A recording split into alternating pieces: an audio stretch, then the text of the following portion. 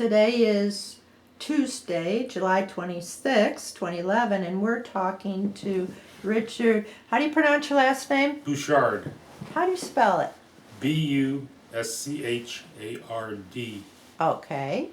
And Rich, let me ask you, would you mind telling us when you were born?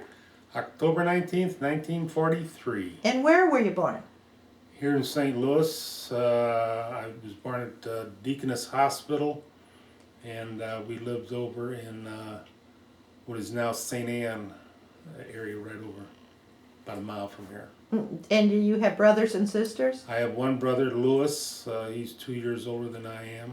He lives in Florida, Apollo Beach, Florida. Oh, okay. Been down there for 12 years. Have you visited him? Yeah, he has a real nice place down there.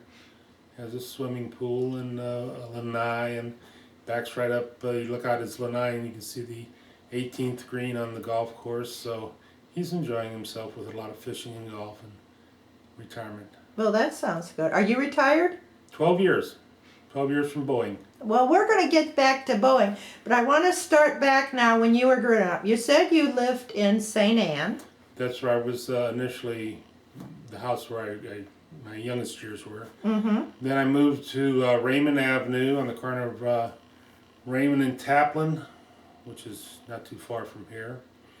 Then my father built an office building. He started a real estate and insurance business. And then we moved to the level above the real estate and insurance office. The building is still down in St. Anne. And then I stayed there until I went away to college and then off to the service. And when I came back from the service, I bought a house on Raymond Avenue. Lived there from 1969 to 1979. Then in 1979, I moved here. So I've been here for 22 years, 32 years. Well, when you were growing up, then did you go to school in Bridgeton, or was it more St. Anne, or Both. Okay. I started out at Pattonville Grade School right up here on Fifi Road where the credit union is. Yes. And across the street where the Bridgeton Public Works Department is. Yes. There were schools on both sides of the street up there. And so I attended at one time one on this side of the street and one on this side of the street. So one was a brick structure on the west side of the street and the other one was a frame structure on the east side of the street. Well, were they both called the Pattonville School, or were they? Yeah, it's Pattonville Grade School. Why were there two different ones? I don't know. I was very, very young. I just went there, and then I guess it was about the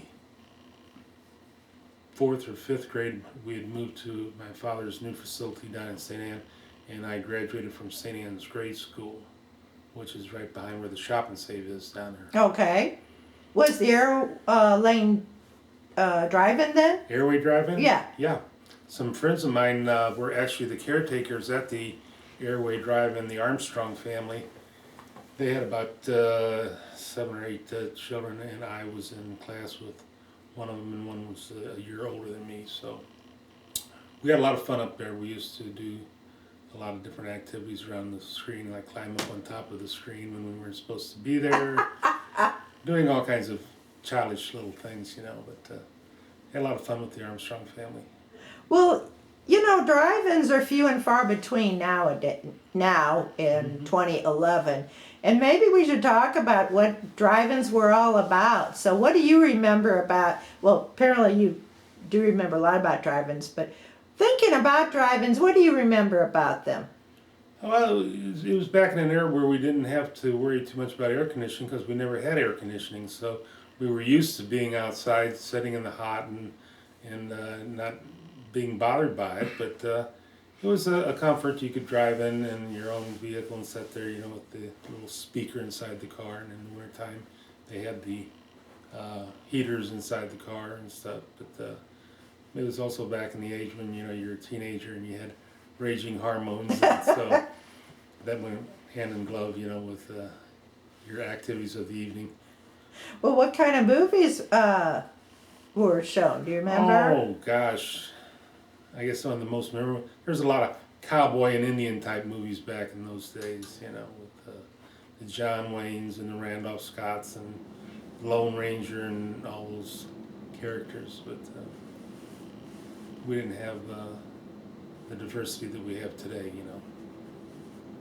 And how many movies? Was it just one that you? No, they would run 2 or 3 movies sometimes of the night. Wow. So it could go quite late into the evening, and then if they'd only run a couple movies, then everybody kind of dumped out at the same time, and the road race was on where they would go out 4 or 5 cars abreast of one another down to the Rock Road, and then the police would let everybody out on the Rock Road at the same time. So. Then you paid. How did you pay for the drive-in? You remember? Well, everything was cash. We never had credit cards. No, but I mean, it was per person or by the car. Sometimes they would have specials, if you would, where it was somebody by the car, but it's usually per person. Oh. That's why I guess you heard stories of some of the young kids sneaking in the trunk. Oh yeah. It happened. It happened. I guess that's why People were now. very creative back in those days. Because you didn't have much money, you know, so the more you had stuff in a car, the better, you know, it worked out. So I used to go to drive-ins off and on with, you know, through the years. there were quite a few of them around this area, because that was the airway up on the Rock Road. Then there was 4 Screen, which was down in St. Anne, and then there was one over off of Page. I can't remember the name of it right now.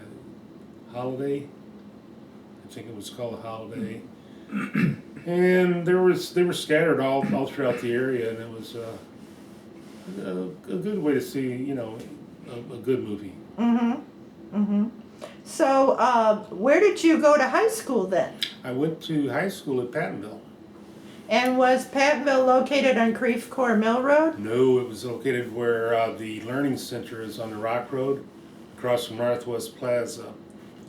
The Holman Junior High School was built in 1957. I was in the first junior high class that was in that facility. And then we went 7th, 8th, and 9th grade in the junior high facility, and then you moved up to the high school with the big kids, you know, in the 10th, 11th, and 12th, and I graduated with the class of 1961, which we're celebrating our 50th anniversary. Really?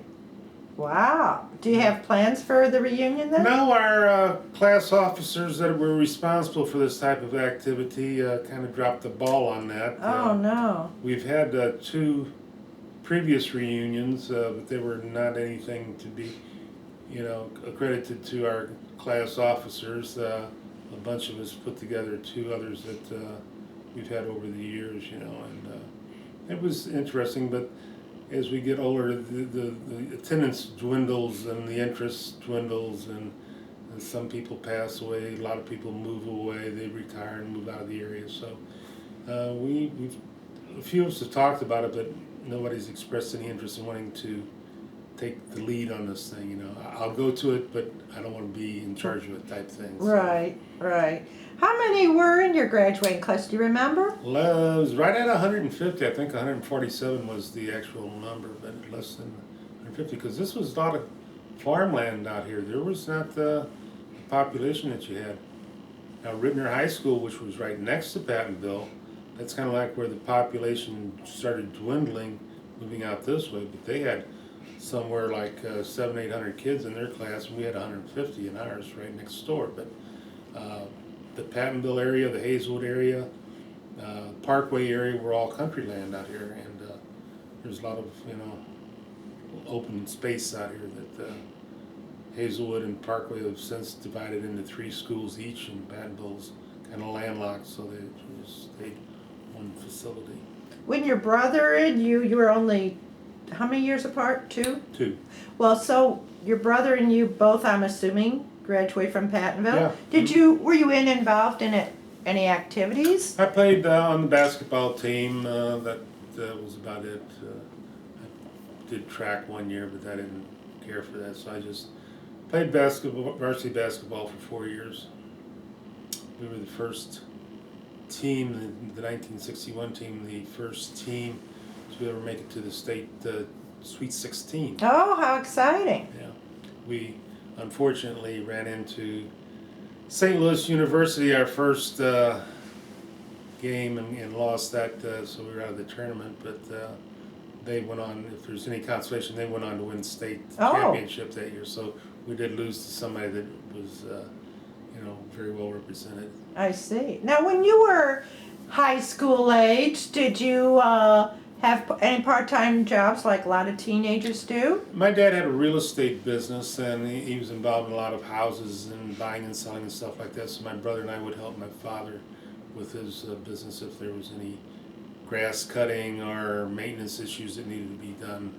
We would do those for my father. But other than that, I didn't work any other jobs until I got out of high school. And then what did you do when you were out of high school? I went to work for the city of Bridgeton with their street department when I was when I graduated from high school, and I worked summer jobs between going to college and coming home and working the summer jobs. And I'd even work for them during the winter time if there was snow on the ground when I was home for a winter, break. Well, what kind of, the street department at that time, did you do, like grass cutting, or what did they do? We did grass cutting. We would repair streets, snow removal, all types of things of that nature. Anything dealing with public works that they do today. Wow. But we had a different way of doing things. We would break out the old streets with jackhammers, whereas they have big construction pieces of construction equipment that do that stuff today. So we had the pretty basic and primitive back in those days compared to what they have available today. So. Well, my partner Joe Turner lives on the Banker farm on the hill, and I live in the end of Spanish Village. Are you familiar with that area? Yeah, you used to be able to go past the Banker place and take the road all the way around the quarry, and it would tie back into St. Charles Rock Road. So there was two ways to get around the quarry down there in the olden days. And I knew some of the people that lived up where your home is. One of the guys that I worked with on the street department was in partnership with another gentleman, and they owned that subdivision area up there, and they had cattle on it. Really? Yeah, Vic Ayler was his name. Was that the Hahn family? Vic Ayler, Oehler. And where was the cattle then? Back where your houses are now. Really? Mm-hmm. Well, I know when I moved there, right beyond the Spanish Village Park, which I live next to, there were fields, and they would plow them up, and then they had archaeological digs down there from time to time. Right. I know over where you live at, when they were digging the basement, they found they were Indian burial grounds, I believe it was. And that was quite a find. Oh, it was a high point overlooking the river. So. Right. Yeah. Across from where your place is, there used to be an old 2-story house out in the middle of a field out there, and we kind of went exploring out there one time and walked through the place, and down in the basement area you could see where they had the shackles attached to the walls where they used to put their slaves in bondage during the evening hours. Yeah, we have a photo of that. The photo is labeled the Old Yosti House. The Ghosty House? Yosti, Y-O-S-T-I. Yeah, My wife showed me that house when we were dating. Where was exactly the house located? Almost across the street from where your house is. From the Banker farm? It's just on about the south side. Yeah, as on Banker Lane, a little bit further going towards St. Charles. Right. And it was, just but only a block or so. I remember my brother. We were out there one time just messing around, out walking through the cornfields out there, and my brother kicked over a corn stalk type thing. He found an Indian, I guess you call it like tomahawk head that they had made, and I don't know if he still has it or not, but it was quite a find. Well, like I said, I know they had archaeological digs from the university just beyond the park in the summers. And do you remember when they decided to build the Earth City area? It was controversial because of the flooding that always went down there. Everybody kept saying, well, you build it down there, you better be aware of the floods, because we'd seen floods for many years down there with all the water that came off there. But I don't recall the exact time frame. It's been so long ago. But they put up a big damn levee down there. Mm-hmm. Do you remember the village of Champ? Yeah, all 6 people. 6 people. Yeah, I think that's what the population is now. But I saw where Bill Bangert just passed away the other day. But he was a visionary back in his day, ahead of himself by today's standards. But Yeah, he wanted to put a big sports Olympic-sized complex stadium there with 100,000 people and have host the Olympics here in St. Louis, and it's basically in the area of where 70 and 270 come together. Well, we have the Rams practice facility down there in our city. Mm-hmm. So that is a big place. This was back before anything was built out there. His plan was to start that as the hub of activities, and I think he was met with some resistance from the city, wanting to take too much of the bang away from the city by moving something out to the county. But it's a shame it didn't come Right. Well, let's get back to when you were in high school. Do you remember Northwest Plaza being built? Yeah. And what was that like watching? Because you were right across the street. It was interesting. It was a major undertaking for the time period. I used to go up there when I was younger and hunt rabbits and birds and stuff like that because, like I said, this was all country out here. But the Zorinsky brothers were the ones that built Northwest Plaza, and Vic Kepi was the local guy who did all the excavating, earth moving and stuff like that. And they ran into a lot of problems with the underground springs and water systems. That once they started moving the earth, then they ran into some issues with drainage and stuff like that. I recall, but it was quite a thing to see. And once they got it completed and everything like that, it's my understanding when I'd heard that it was the world's busiest shopping center at one time. Really? Yeah, but it's gone down considerably over the years. Yeah, it seems like it's almost gone full circle from, being at its heyday and now practically nothing. Yeah, it's a ghost town, and it's very unfortunate. I saw it go from an outdoor facility to an enclosed facility, and to basically no stores are open up there. I don't know. I haven't been up there in so long, and it's real close to where I live, but I have no need to go up there. There's nothing there for me. That's true, I Do you understand. remember what was on that plot of land before they started building? It was more or less like a farm, an open farm where they planted crops up there. On the eastern side, there at one time was a big barn down there that I understand that they used to raise horses down in that area down there. You never saw any cattle? No. And right across from Mount Lebanon, there was a hill there about where that Mexican restaurant is located right now on this end. On the Rock Road? Yeah. There used to be a big farmhouse up there that burned. Oh, uh-huh. And when it burned, it made the front page of the Post-Dispatch because it burned at night and it was all lit up. And my cousin was the one who took the photograph of it, and the Post-Dispatch bought the photograph from my cousin. So, but that was all open crops and stuff like that. There was nothing around.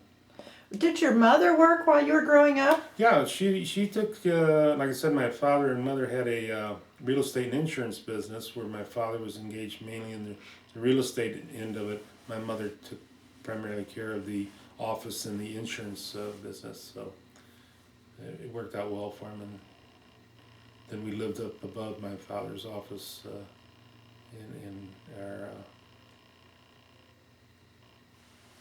building, and he rented out some other spaces in his building. And then you say you moved back to Raymond? After I got out of the military, yeah. I got. But this wasn't with your mom and dad? No, it was by myself in 1969. What kind of a place did you live then by yourself? Was it a house? Yeah, Or? a small little house. They were built post World War II. Would you like to say anything about your military experience? I was in the Navy, Uh-huh. and I was in military naval intelligence, and so I spent, let's see. That was Vietnam Yeah, period. back in the Vietnam era, 1967 and 1969 time frame. So you spent some time in the Pacific then? Yeah, I spent some time down in Pensacola, Florida, getting training, and then at that point in time, they were shipping everybody over to the Far East, and I went to the Philippines, sat there for a while, then I went over to Vietnam for 8 months, came back to the Philippines, came home.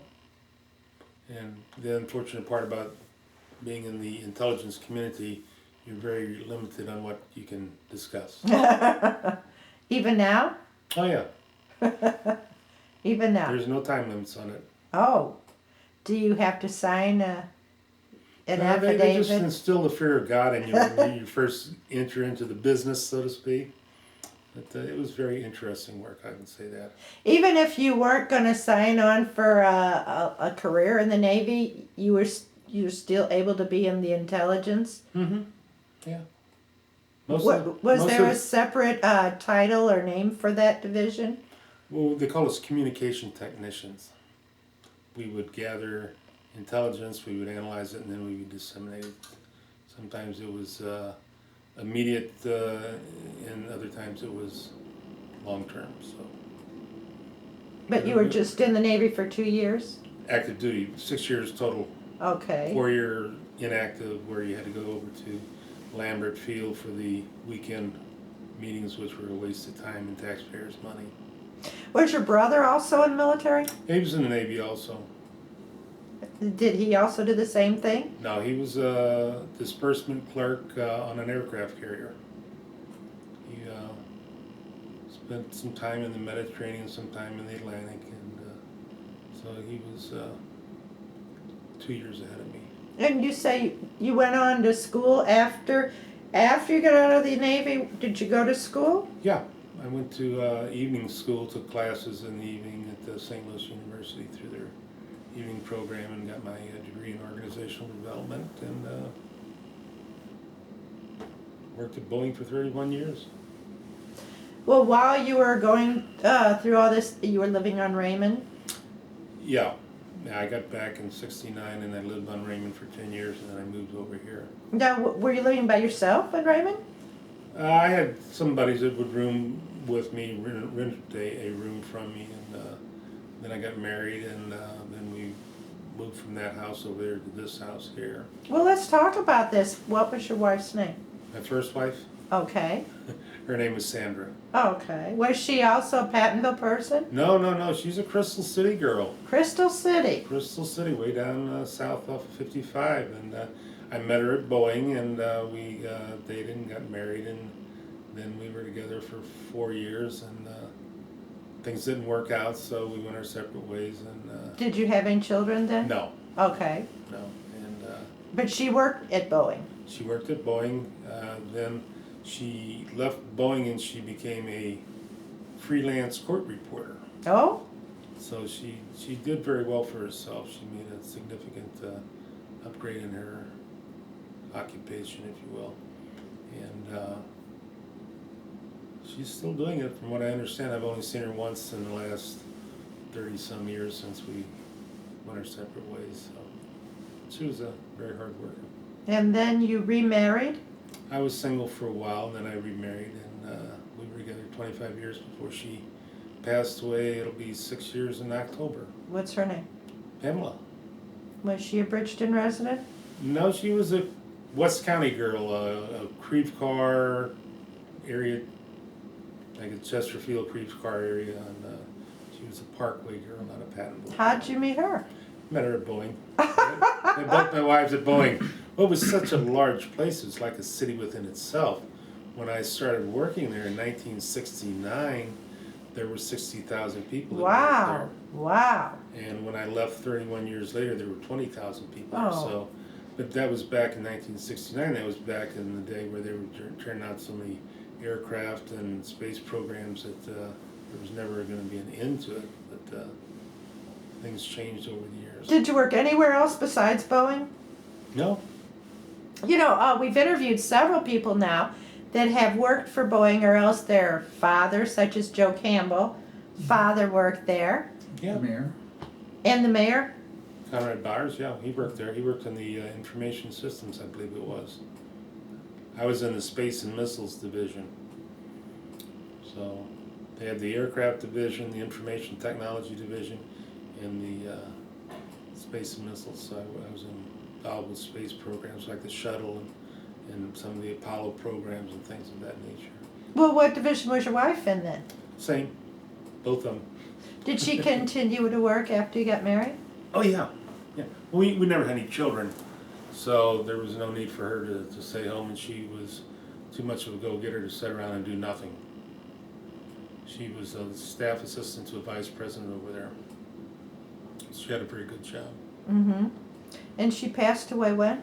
6 years in October. 6 years. Did she die of cancer? Cancer, yeah, it was her second bout with it. 25 years earlier, she had a bout with it, breast cancer, and then she went through all the treatments and stuff, and it was successful. And then 25 years later, it came back, and then it spread real rapidly and moved from just being breast cancer into her organs and her brain and her spinal cord and stuff, and it just ate her up really bad. So. That's a shame. Yeah, she was such a wonderful person. So. How old was she when she passed away? 52. Ooh, that's very young. Very young. Yeah. Wow. It was way too young. Way too young. Yes, well, I'm sad to hear that. Yeah, she was a great person. And you didn't have any children? No, we never. So. We have 11 nieces and nephews. Okay. So. Okay. We saw a lot of children. Well. And she was the oldest of 5 herself. Uh-huh. Do you get together like, I've heard sometimes people from Boeing get together once a month for breakfast, lunch, or whatever? No, I've not kept in touch with people from work. It was one of those.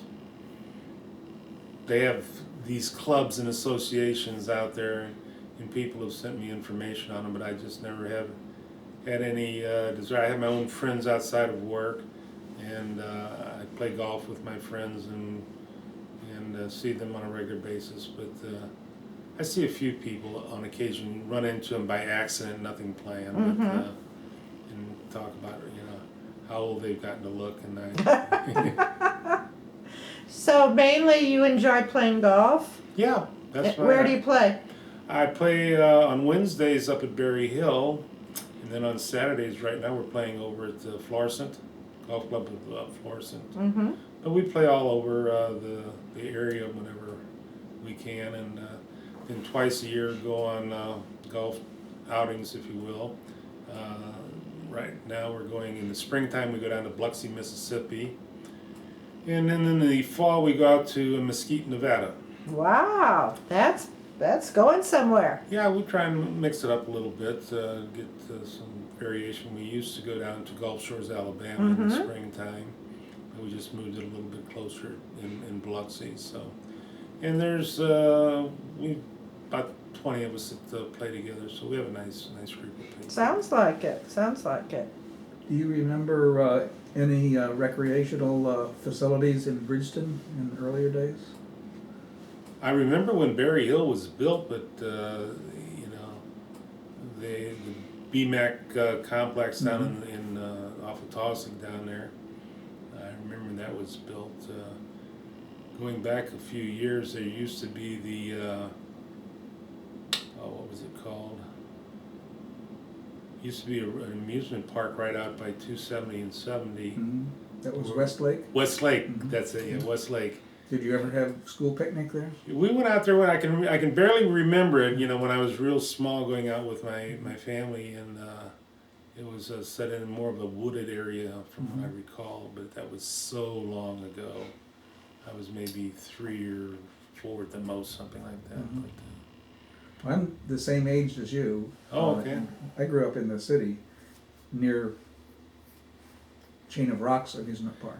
That's where we used to go for our school picnics for the most part, was up on the hill. We always came to Bridgeton to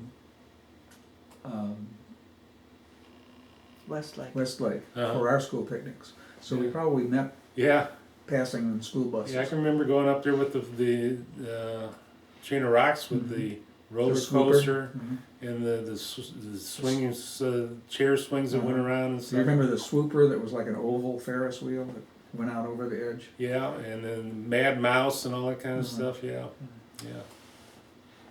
It's been a few years. I don't know how long's that place been closed? Oh, 20, 30 years, Yeah. at least. Gosh. What do you take part in now? Many activities or any activities sponsored by Bridgeton? No, just the yoga class, and I play golf up at the golf course. But other than that, I'm not involved. I go to Cole's gym over at Darcy in 270. Well, you know, they sponsor a lot of different activities for seniors and a little trips. Have you ever done any of those? I've gone up there and watched some of the bands play on the in Oh, the summertime outside. Speaking of which, 2 Sundays ago, there was a concert. Butch Wax and the Hollywoods. Hollywoods. Were you there then? No, I wasn't. And That's why I they had a guest. They had a guest singer, Johnny Rivers. Johnny Rivers. Yes, he was there in person and shocked the heck out of us. And we heard the guy in the band talking about him, and I thought he was just talking about the songs that they were singing. Mm-hmm. And it ends up where they used to open up for him, and he was coming through St. Louis and asked if he could join them and play with them a little bit. And they had called Joe Campbell earlier in the week, and they didn't want to advertise it, not knowing for sure what was going to happen. But he was there in person. I'd like to see that. That was fun. My husband and I were there, and that was a very well attended evening, and the weather was pretty decent, and some good music. Yeah, I'd like to see So that. we're very lucky in Bridgeton to have about 5 free concerts every Yeah. summer. Well, they have a lot of activities at Bridgeton. I mean, there's something for everybody to do. I was doing swimming for a while up there, in addition to the yoga, and like I said, I work out over at Cole's gym. Mm-hmm. It just got to be too much. I was doing something every day, and it was really wearing me down. Really. So Bridgeton actually has a yoga instructor. oh, top notch. One of the best I've ever seen. Wow. Is anybody we know? Yeah. And good class, too. Good class. Well, I hope we can continue. Well, I'll tell you, I'm missing it. I'm missing it, so I'm looking forward to getting back into it. That's good. That's good. I've enjoyed being a yoga instructor at Bridgeton for a year and a half, and hopefully we can continue. We have good people. Yeah, I saw Pat and Lindsay the other day, and it's like, we can't wait to get the program started back up. So, Great. yeah, 'cause Great. my back has been feeling just tremendous.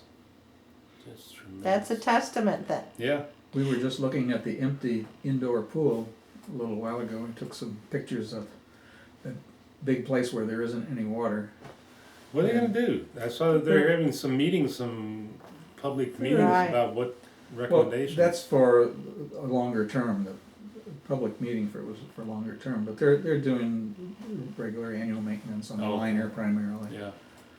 Because I know when I was up there swimming, some of the liner was getting ripples. in it That's and what I stuff think like was that. the complaint I heard him talking about. Well, let's get back to you growing up here in the Bridgeton area. On the other side, right now you're located real close to the community center, and this is called St. James Estates, is that right? That's correct. But on the other side of St. Charles Rock Road, where you grew up and spent time on Raymond, what was it like? What are the families that live there, or when you were growing up, that other people might recognize? Some of the names. Well, my neighbors were the Swopes.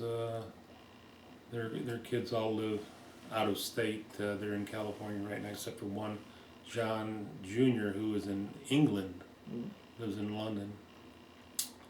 There was the Warman family that bought our house. So after we moved to St. Anne. The Martin family lived there, Ernie Martin and Louis Martin. But there was the Brandis's and the Rampannies and gosh, that's hard to recall way back when. Did you attend any of the churches here in Bridgeton? We went to Hope Lutheran Church, which is down in the St. Anne area. Okay. Do you remember going to Brannicky Hardware? That's been there for a long time. Back when it was the old Brannicky Hardware before it burned down, yeah. When did it burn down? Oh, I don't. It's been, gosh, over 30 years ago. It was an old house type structure that, if I'm not mistaken, it burned on a Sunday evening. It's been so long ago, it's hard to recall that. Mm-hmm. Were you living on Raymond at that time? No, I was living down. Oh, in St. Anne. okay. Yeah. But that's back when you had volunteer fire departments. You didn't have all the fancy equipment that you have now, and people, like I said, it was volunteers. So these people really made some tremendous sacrifices in getting this fire district up to the level it is today. We were actually talked to someone whose husband was one of the original volunteer firemen, and that was quite an interesting interview with Agnes Dewson, and her husband was one of the original ones. Joe Dewson? And she, yeah, I believe you're right. Did you know of him? Yeah, my parents knew him, and well, two of my cousins were some of the original volunteers also. Is that right? Bartow's, Howard and Bob Bartow. And she said they had a fire phone. Right, they had a phone system where you would call me and I would call somebody else, and it was, done that way. But like that's back in the days of volunteers, whoever got to the firehouse first. And they only had one firehouse right up here on Fifi Road. And I can remember watching, Charlie Brannicky lived right next to where the Brannicky store is now in a house. And I can remember seeing him at times sprinting down Fifi Road to the firehouse to get the garage door open, get the fire truck out waiting for the McCoubries and some of the other folks to arrive. Well, after their fire, then did they rebuild the Brannickies in a totally different structure? Yeah, this is the structure that they replaced it with. So do you remember going into it before the fire? Oh yeah. What was it like? Very close quartered outside. They just basically modified an old house type structure, and so everything was. Was the post office still located in there when you made early visits? I don't recall. I don't know how far back that goes. I don't really recall the post office. I remember up there on Raymond Avenue on the corner, there was a gas station on one side, then the post house, big old house on the corner there. And then there was Sharp's Restaurant on the other side. I think it's a real estate agency right now, and a couple other structures along there, but there wasn't a lot to And there was a big residence right across from where Brannicky's is. Yeah. The Lucas home. Lucas, I used to call it Post. It was Lucas Home, yeah. Okay. And then they had the big barn in the back with the bull. They had a big bull back there. A bull? They had a big bull back there. I mean, he was a big guy, a big red bull. What? Why would they have a bull on the I property? think they used him for breeding purposes. Oh? Yeah, well, there were a couple of dairy farms around, so. Yeah. Champ Farm used to be over there where the runway in Berkeley. I can remember going by over there and seeing hundreds of milk cows over there. I think that for me, I forget that it, like you said, and you did say before, this was farmland, Yeah. but yet, and I've been living here for 37 years, but still you forget that at one point there were more animals Mm-hmm. on the property. Yeah. Yeah, there was, where you're living out there now, I can remember going up there and shooting birds off the top of that hill, and Doves were. all over the place out there, yeah. And down in the Earth City area, before it was all built up, was farmland down in there, so we used to go down there with the Hollenbergs and the Mustermans and do a lot of bird hunting down there. Now, what did you say was also on the road known as Banker Lane? What other places were down there? On Forester, I think it was on corner of Forester and Banker, there used to be an old saloon out there. And it was a 2-story job, and it was, from my understanding, quite notorious for the people that worked there. The downstairs was a saloon, and the upstairs was a house of pleasure. Really? Yeah. That was on the side of Forster Lane that towards St. Charles. Yes. Okay. Yeah. Yeah, that house has been gone for a long time. I I never saw it. I don't remember ever seeing it either. I was 17 years old when I first started working for the street department, and we had to go out there for a little job. And I can remember the old timer that operated the facility. He came out and he brought some of his girls out with him, and they were trying to get the young fellas, you know. Well, I wouldn't get off the truck. You know. They were playing with us mainly, you know, trying, come on down, have some fun, you know. No. But My father-in-law built his house across the street from that in 1950, so it sounds like that was still in business. yeah, it was quite a place, but I don't know how long it lasted. Or, like I said, I was 17 years old, so I couldn't officially go in a bar, you know, or anything like that. But it was interesting. It's one of those impressions that will stay with you forever, you know. Well, I don't ever remember seeing it myself. No, I never did. No. It was gone. I've been coming out there since '65, so. Now, you It was remember Carl Banker's place then? Down there on Banker Lane, Carl Banker's, a white house, kind of a long, low rim. Yeah, it's set way back far from the road. Oh, okay, was there like a little creek that was Yes, in front of it? yes. Okay. Uh-huh. Had a footbridge across the creek. Wasn't one of the... And then there was a somebody little was bitty school teacher? house.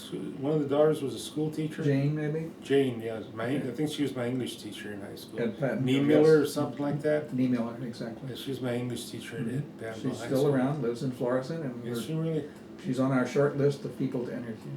I'll be there. Would you tell her we interviewed one of her high school I will students? certainly do that. Yes, we're very interested in trying to Yeah. interview her. Yeah. How about that? Yeah, she grew up in the Brannicky house on the other side of Highway 70, which is Okay. where her house is a big hole now. It's, Yeah, a lot of things have changed. yeah. But yeah, Jane and Sherman I'll are be doing okay. there. They have a big family, a bunch of grandkids. Good.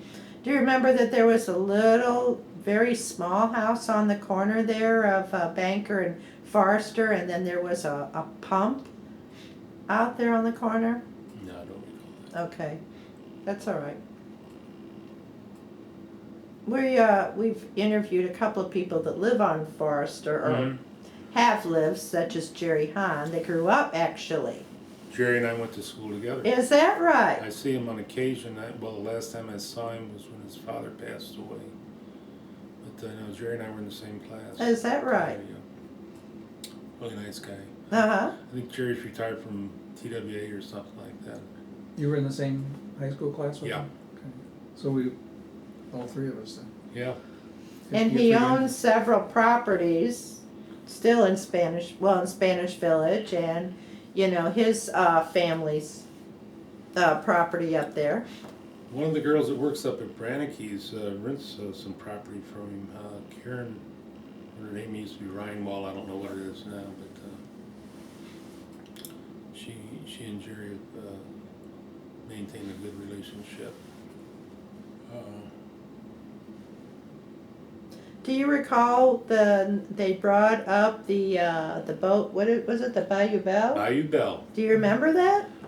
They brought it up in the winter time when I was away at school. Oh. 'Cause I'd come home from school and I was working for the street department during snow removal times and stuff, and they were planning the logistics of how they were going to get that thing from the river up to its resting place. And Which, for the other folks that the resting place was right near where Red Lobster is. Right, Red Lobster and the BP, the empty BP place, yeah. Did you ever eat at the restaurant? Yeah, one time.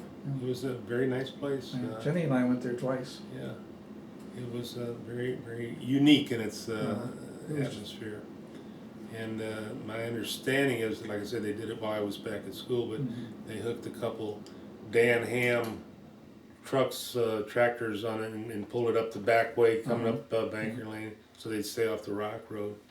And I saw that when it caught fire. I was going down the road one day, and it's on a Sunday afternoon, I believe, when it burned. And I watched it burn. We were out of town now. Yeah. It was unique in its approach to things. Yeah. Very good food, though. Mm-hmm. Yeah. Bayou Bell. What other businesses do you recall being in Bridgeton? You know, so many businesses aren't here anymore. You know, like, well, of course, it was Grandpa Pigeon. The first Grandpa Pigeons was down there at the intersection of the Rock Road and Natural Bridge. It wasn't up on the Rock Road where it closed down. But Do you remember that? Mm-hmm. What was the place like? Little one-story brick block building, and it had everything from scoop to nuts in it. It was, if you couldn't find it out there, you couldn't find it. Between Brannicke's and Grandpa Pigeons, they had everything you needed. But it was a really, really popular place. Do you remember that neighborhood before DePaul Hospital was constructed?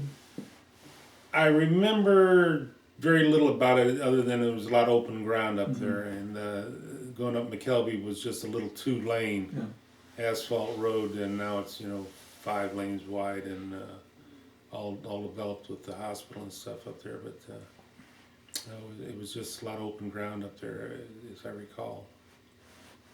What about the section of McKelvey from St. Charles Rock Road down to Natural Bridge? I remember when that was built, that used to be a cornfield out there. Oh, really?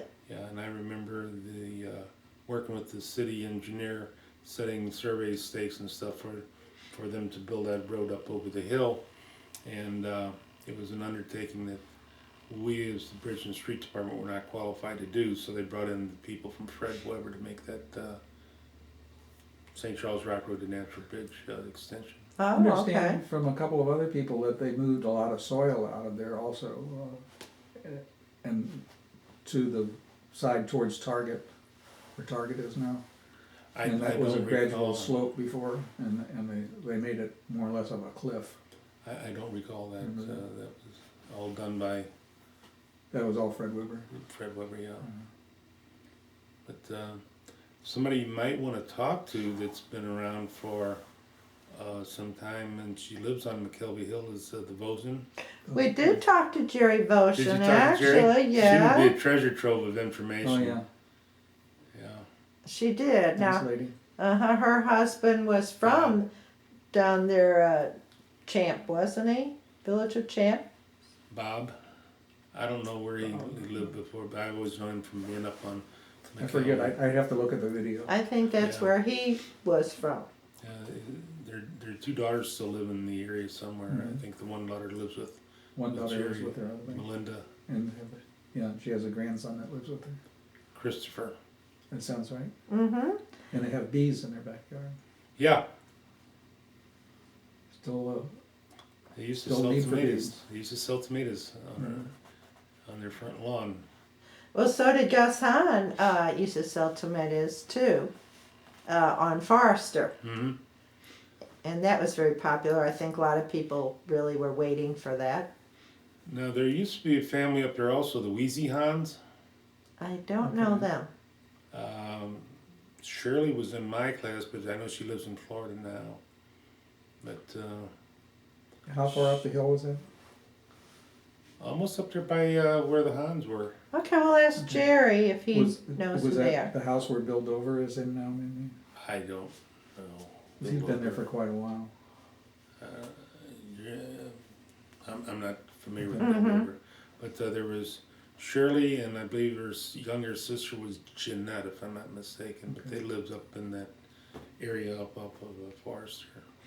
Well, I'm not familiar with the name, but maybe we can ask and find out. Do recognize that name, Do but I you? don't know where they live. Okay. Yeah, I know Shirley and her husband had moved to Florida, but I don't know it. But Jeanette, whatever happened to her. Mm-hmm. Do you think you'll stay here in Bridgeton? Yeah, because my friends are here and most of my family, my wife's family, and I just have the one brother, and he's in Florida, and he's asked me to move down there for, whatever reasons, but I say, why should I leave my comfort zone? I will probably go down for a vacation this winter when the weather turns bad, because after last year I said I had enough of this damn snow and ice, and It was a bad winter, wasn't it? It was rough. so I've started checking into looking at the possibilities of renting a condo or a house down there just for the 2 to 3 months that. And what area is he in? My brother, he's in Apollo Beach, which is in between Tampa, St. Pete. Okay. But I'll probably go down further to Fort Myers, Naples area. Well, I just came back from Fort Myers Beach Did just you? last week. That's Yes. one of the areas that I'm looking at. Yeah, it's really, really nice. The beach area is real nice, and we enjoyed that. Should be far enough south where the weather would be a little more constant, warm than up in the Panhandle. Right. Up there, and it can get a little bit dicey up there in the winter. Even our Orlando in January and February it can be pretty cold. Mm-hmm. Yeah. Although not as bad as we have here in St. Louis. Oh, that's for sure. That's for darn sure.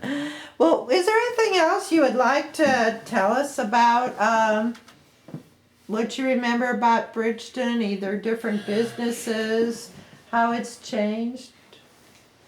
Not really. I think we've covered just about. Many of the businesses? Yeah, trying to think back into the Right. 30, 40, 50 years. And I'm sure that there's some things that we've overlooked, but they'll come to me sooner or later. Did your brother also work for City of Bridgeton? No, he didn't. When he got out of high school, he was smart. He went to work in an office over in Clayton. Yeah, I worked, construction, and now I'm paying the price for it with skin, problems. And Oh, working outside when you're a redhead isn't very conducive. And back in those days, we never had sunscreen yes.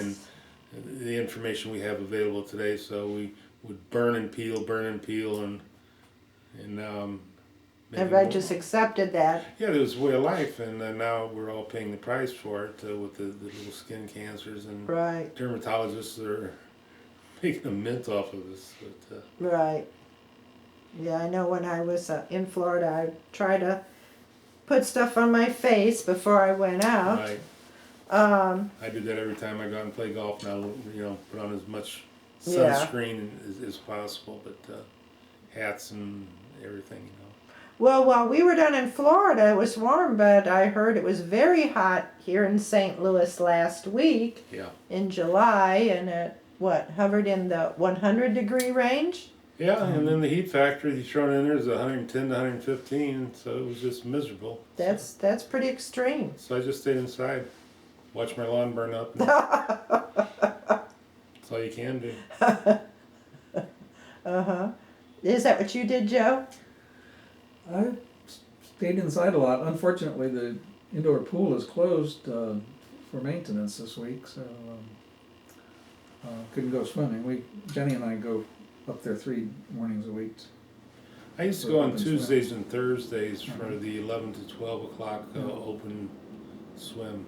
Yeah, but I've been up there this week too. It's a good way, good exercise too.